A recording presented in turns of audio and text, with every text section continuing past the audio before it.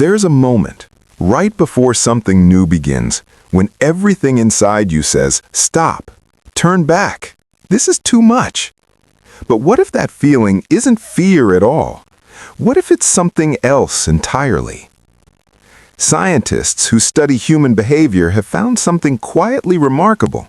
When people stand at the edge of a major life change, the brain doesn't process it as opportunity, it processes it as loss. The familiar version of yourself, the one you've been for years, feels like it's disappearing. And to the mind, that disappearance registers almost like grief. So the hesitation you feel before a new beginning isn't weakness, it's your brain mourning who you used to be. There's an old Japanese concept called ma.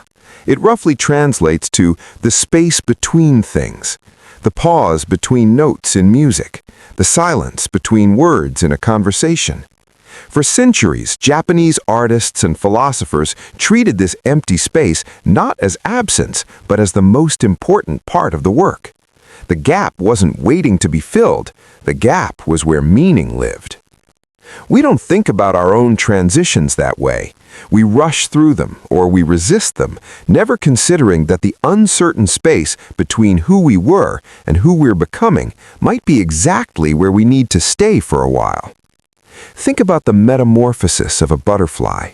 Most people picture it as a slow, peaceful transformation, but the science tells a different story. Inside the cocoon, the caterpillar doesn't gradually grow wings, it dissolves, almost completely. Its entire body breaks down into a kind of cellular soup. For a time, there is no caterpillar and no butterfly. There's just this formless in-between thing. And from that dissolution, something entirely new gets built. What's extraordinary is that even in that dissolved state, certain memories survive. Researchers discovered that butterflies can retain things learned during their caterpillar stage, even after everything else about them has changed. Part of who they were travels with them into who they become. You are not so different from that.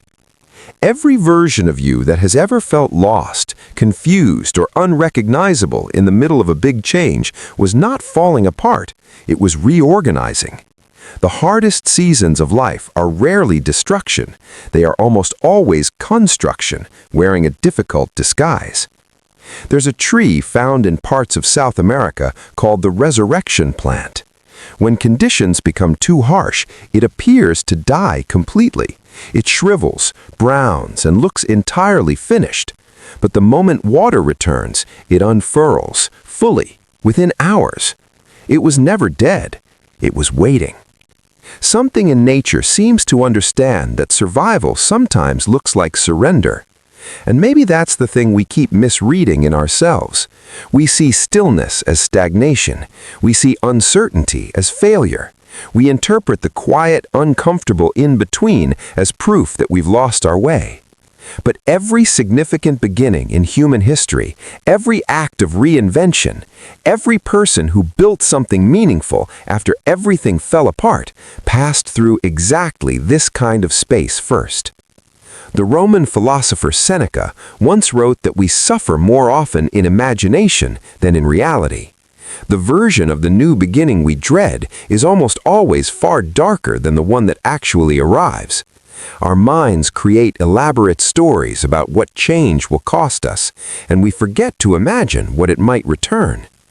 There is something you are carrying into whatever beginning stands in front of you right now.